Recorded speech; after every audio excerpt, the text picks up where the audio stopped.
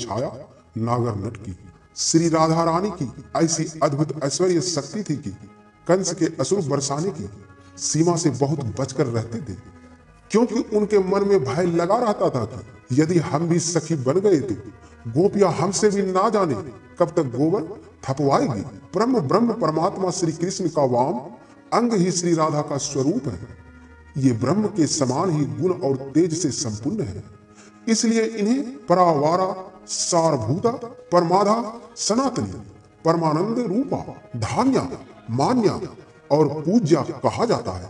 वज्र की ठाकुरानी श्री राधा है, इसलिए वहां श्री कृष्ण से अधिक श्री राधा की महिमा है।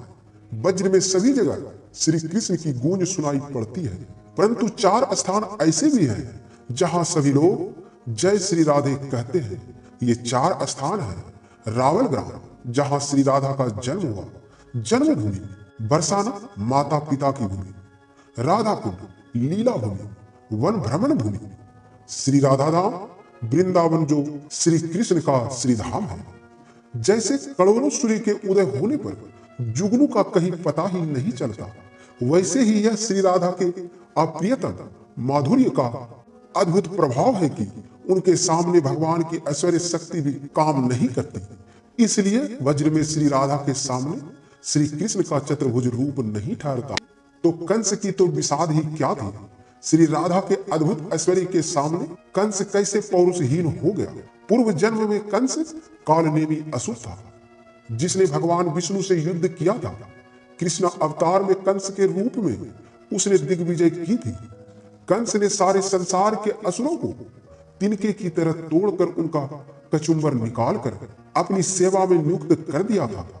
लेकिन वज्र की लाडली किशोरी श्री राधा का दृष्टिपात मात्र से ही उस कंस का समस्त बल पौरुष और तेज प्रभाव को प्राप्त हो गया।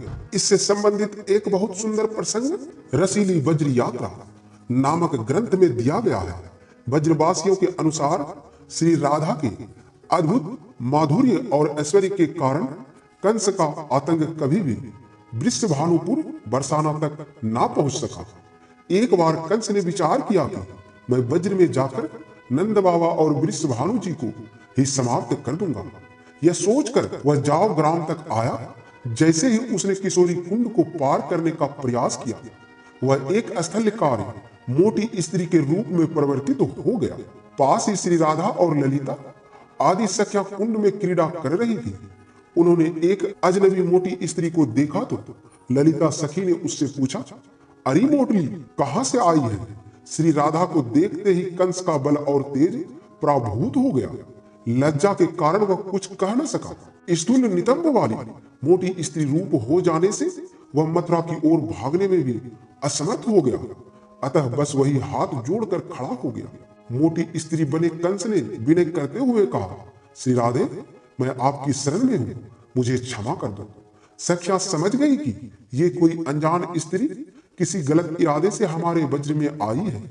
ललिता सखी ने कहा, यहाँ हाथ जोड़ने से काम नहीं चलेगा, चल गोबर थाप, हमारे राजा वृषभानु के यहाँ लाखों गैया है, बहुत गोबर होता है, थोड़ा काम करेगी तो शरीर की स्थूलता भी कम हो जाएगी। ऐसा कहा जाता है कि गोपियों ने कंस से 6 महीने तक खूब गोबर थपवाया। कंस का बल कैसा था? कामनेमी के अंश से उत्पन्न कंस, जिसने जरासंध के 1000 हाथियों के बराबर बल वाले कुबल या पीड़ हाथी को एक झटके में उठाकर फेंक दिया हो, ऐरावत हाथी को सूर से उठाकर कई योजन दूर उछाल दिया हो, भगवान विष्णु के धनुष की 100 बार प्रत्यंचा चढ़ाई हो, देवताओं को भी पराजित करने वाले आग अरिष्ट नरक तिरनावर्त बक आदि दैत्यों को पराजित कर जिसने अपनी सेवा में रख लिया हो। जरा कल्पना कीजिए, एक स्त्री बनकर गोबर थापे, उसे कैसा लगेगा? भगवान ने कहा है कि मैं किसी का अहंकार टूटने नहीं देता। अहंकारी व्यक्ति सदैव अपनी ही प्रशंसा करता है। दूसरे लोग चाहे कितने ही बड़े क्यों ना हो, उसे अपने से बौने ही लगा करते हैं। इस तरह अहंकार व्यक्ति के अज्ञान और मूर्खता का परिचायक है। कंस का अहंकार मिट्टी में मिल गया। उसे समझ आ गया कि वज्र की ठाकुरानी और अधीश्वरी तो श्री राधा ही है, यहाँ मेरी कोई दाल नहीं गलेगी। अतः एक दिन कंस ने गिड़गिड़ाते हुए श्री राधा से कहा, स्वामिनी जी, अब तो मुझ पर दया करो। श्री राधा की आज्ञा से ललिता सखी ने कहा, जा सर, किशोरी कुंड में स्नान करके पार चली जा और फिर कभी भूल करके भी इधर मत आना।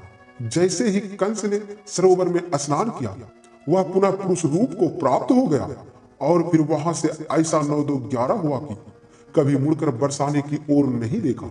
श्री राधा की ऐसी अद्भुत शक्ति थी कि कंस के असुर बरसाने की सीमा से बहुत बचकर रहते थे, क्योंकि उनके मन में भय लगा रहता था कि यदि हम भी सखी बन गए तो गोपियां हमसे भी ना जाने कब तक गोबर थपवाएंगे।